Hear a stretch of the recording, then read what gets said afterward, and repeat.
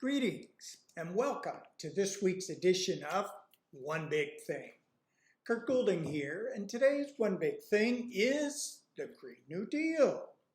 Now, here's something to think about. I want you to consider the ramifications of this Green New Deal that's being jammed down our throats by the globalists, the international bankers, and basically the elitist Marxists that are smarter than the rest of us.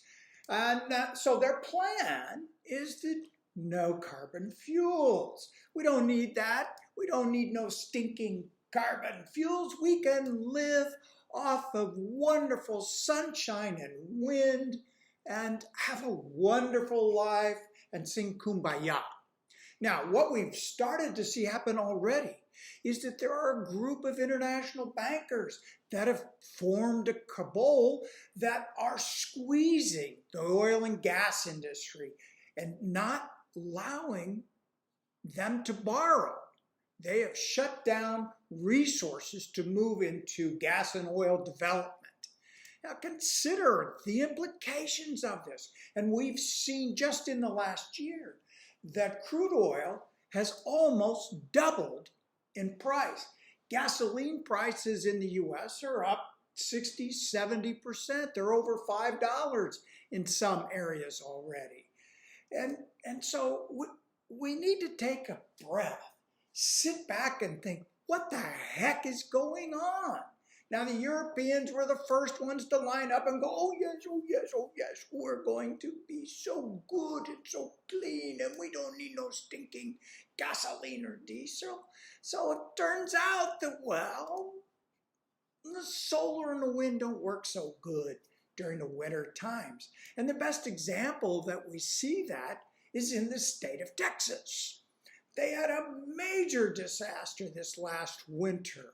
A major winter storm came blowing through, knocked out the power, and oh yeah, they had shut down their coal plants and their nuclear power plants.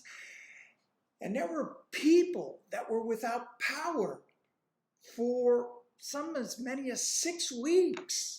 And we're already seeing that happening in Europe now that they've got problems. In fact, Germany is starting to build new coal-powered plants. And they're having to buy the natural gas from the Ruskies. Wait a minute, I thought they were part of the evil empire. So, and then let's just think about silly little things like, transporting grain from excess production areas to the deficit where people are needing food, whether it's in a electric powered vessel, or are we going to have electric trains pulling 10,000 tons at a time? Man, we got a lot of technology development to go. And they're talking here in the US about eliminating cars by 2030. That's 8 years away. There's a lot of work that's got to go in. And then,